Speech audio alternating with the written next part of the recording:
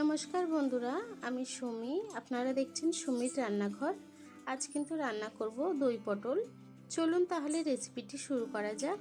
তার আগে ভিডিওটি ভালো লেগে থাকলে চ্যানেলটিকে সাবস্ক্রাইব করে পাশে থাকবেন। চলুন তাহলে এই দই পটলের রেসিপিটি শুরু করা যাক। রান্নাটি করার জন্য প্রথমে একটি কড়াই বসিয়ে নিয়েছি। কড়াইতে আগে থেকেই তেল ছিল। এখন আমি পটলগুলি ভেজে নেব। পটলগুলোকে আগে থেকে নুন হলুদ মাখিয়ে রেখেছিলাম। পটলটিকে সুন্দর করে ভেজে নেব।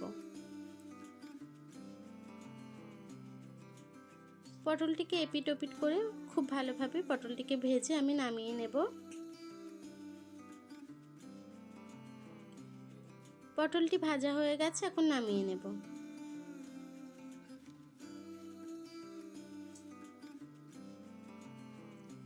ওই কড়াইতে সামান্য আরও একটু তেল দিয়ে দেব।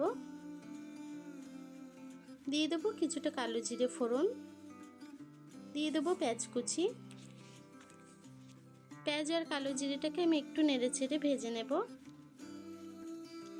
পেঁয়াজটিকে সুন্দর করে ভেজে নিয়েছি। এখন বাকি মশলাটি দিয়ে দেব। টমেটোর মধ্যে আদা রসুন জিরে সব কিছু একসাথে বেটে নিয়েছিলাম।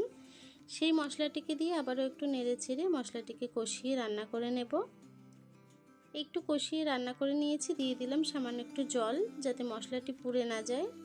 আবারও একটু নেড়ে চেড়ে আমি গুঁড়ো মশলাটি অ্যাড করব। দিয়ে দেব স্বাদ মতো নুন,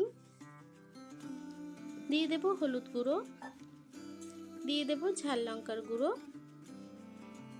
দিয়ে দেবো একটু জিরের গুঁড়ো। সব কিছুকে দিয়ে মশলাটিকে আবারও একটু কষিয়ে নেব। মশলাটিকে খুব ভালোভাবে কষিয়ে নিয়েছি। এখন একটু দই ফাটিয়ে রেখেছি, সেই দইটিকে দিয়ে দেব, টক দই। দইটিকে দিয়ে মশলাটিকে আবারও একটু নেড়ে ছেড়ে নেব।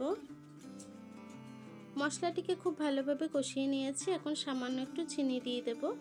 চিনি দিলে তরকারির টেস্টটা ব্যালেন্স করে, খেতে ভালো লাগে।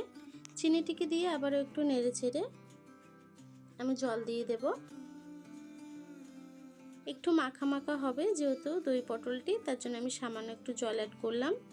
জলটিকে দিয়ে আবার একটু নেড়ে ছেড়ে আমি ঢাকা দিয়ে তরকারির ঝোলটি একটু ফুটতে দেব।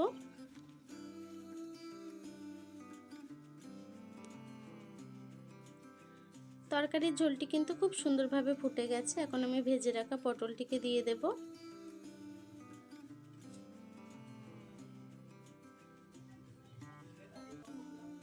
ভেজে রাখা পটলটিকে দিয়ে আবার একটু নেড়ে ছেড়ে আমি তরকারিটি কিছুক্ষণ রান্না হতে দেব। দেখুন বন্ধুরা, আমার দই পটলটি কিন্তু হয়ে গেছে। ঝোলটি কিন্তু টেনে এসছে, একটু মাখা মাখাই আমি নামাবো। তরকারিটি আমার হয়ে গেছে। এখন আমি গ্যাসটি বন্ধ করে দেব, দিয়ে তরকারিটিকে নামিয়ে নেব।